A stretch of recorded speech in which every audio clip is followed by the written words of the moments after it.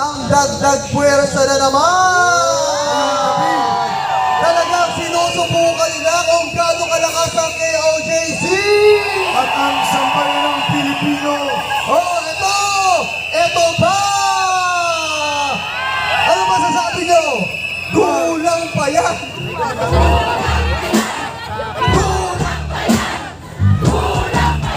Ito mga kababayan ha, sinasabi ko lang sa inyo, dahil diba nakasulat sa Biblia, there is no weapon that is formed against us shall prosper!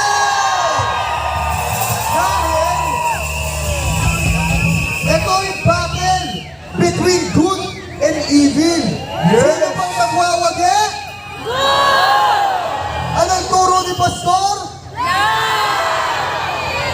Defeat hate with love. And in love, there is no fear. Walang takot sa taong nagmamahal. Lalo na kung ang pagmamahal ay makatarungan at matuwid.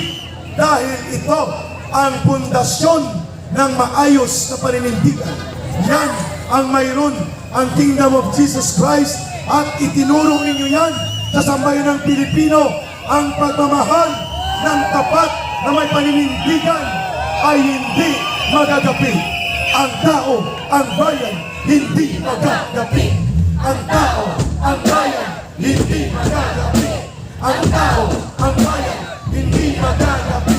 English, the people united will never be defeated. The people united will never be defeated. At ngayon, pakikinggan natin ang mensahe ng pakikipagkaisa sa isa sa naninindigan sa mabuting pagdaloy ng tama at totoong impormasyon. Eric, pero bago natin ito, pakinggan naman natin. Sige. Para patunayan ulit natin kung ano ba ang sinabi ni Tony, kung totoo ba o mali. Suspicious tayo dyan. Alam natin kung nasaan yan dahil alam namin ang engineering plans niyan.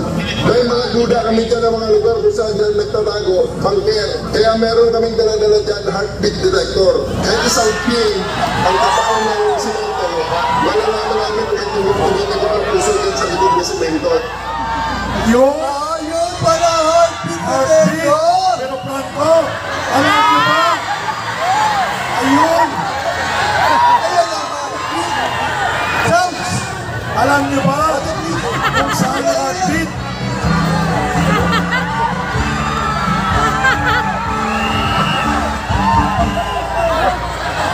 Mga kababayan, kumpirmado na po na si General Diwata Torre ay suki ng heartbeat disco sa Quezon Avenue.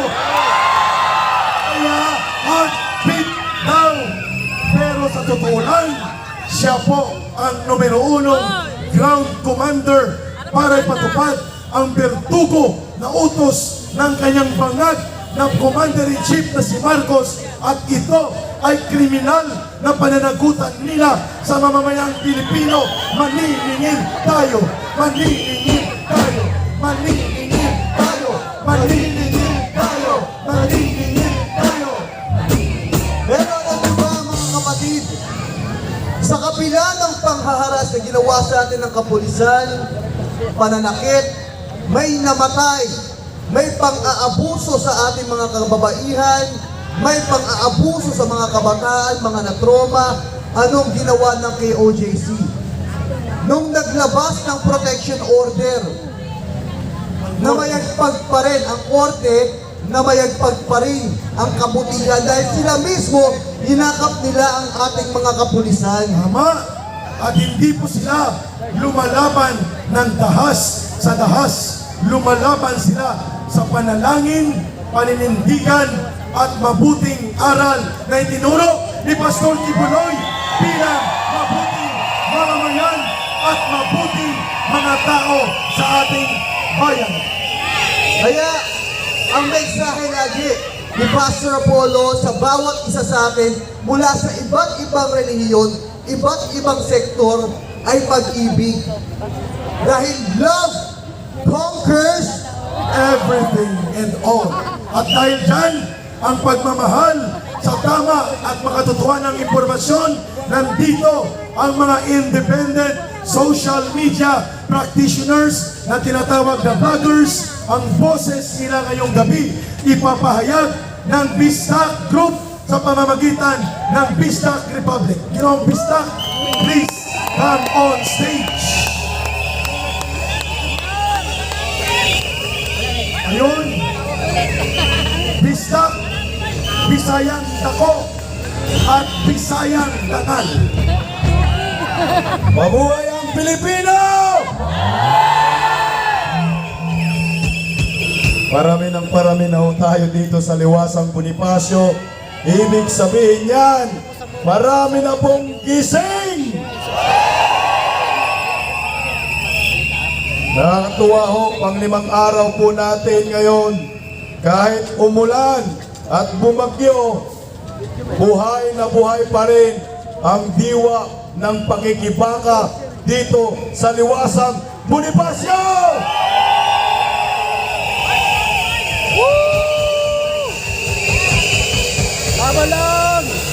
Mga kababayan ko, mga kapwa ko Pilipino, lalo na ho yung nasa bus, lalo na ho yung naghihintay ng mga sasakyan, dapat maintindihan ho ninyo kung ano ang ipinaglalaban namin dito sa Liwasang Bonifacio.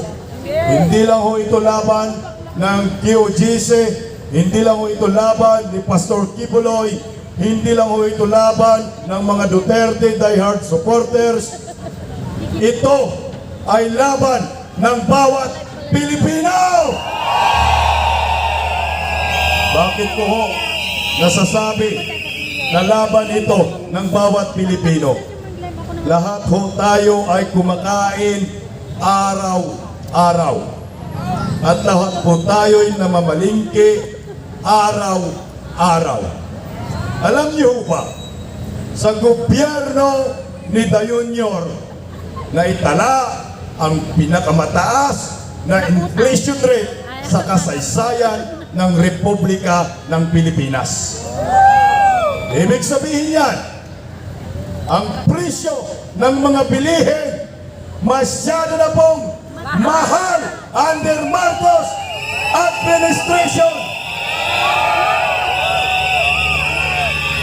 Iyong pangako ng isang budol-budol na presidente na nakaupo na ho dyan ngayon sa Malacanang na 20 pesos per kilong bigas. Animal? Yan! Budol! Budol Marcos!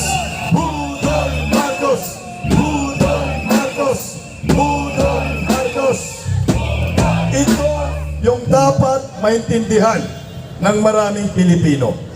Kayong mga nasa sumasakay ngayon sa jeepney, yung mga nasa multicab ngayon sa van, pauwi ng inyong mga tahanan, kayong mga ordinaryong Pilipino na kumikita lamang ng minimum araw-araw. Tingnan niyo po ang nangyayari sa ating bayan ngayon. Hinahayaan ho ito ng gobyernong Marcos. Isipin nyo, bago ho dumating ang gobyernong Bangag, ang presyo po ng bigas 1 kilo, 42 pesos, napakasarap na ho yan. Tama ho ba? Ngayon, Bangag admin, ang 42 pesos mo, 65 pesos na. Paano po makapag-survive ang isang ordinaryong empleyado sa sobrang mahal ng mga bilihin at walang habas na pagtaas ng presyo na hindi na ho nakokontrol ng isang presidenteng hindi na ho matino ang pag-iisip? Meron pa ba tayong aasahan sa gobyernong Bangag? Wala na! O ito na lang ho ang gagawin natin. Kung kayo ho ngayon, umaaray na, lahat tayong mga Pilipino, nandyan ngayon sa bus, araw-araw kayo kumakayod. Kung kayo po'y umaaray na ho sa sobrang mahal ng bilihin under Marcos admin. Sama-sama po tayo sumigaw sa Liwasan Bonifacio. BBM resign! BBM resign! BBM resign! BBM resign! Maraming salamat ho. Maraming salamat, brother. We stop.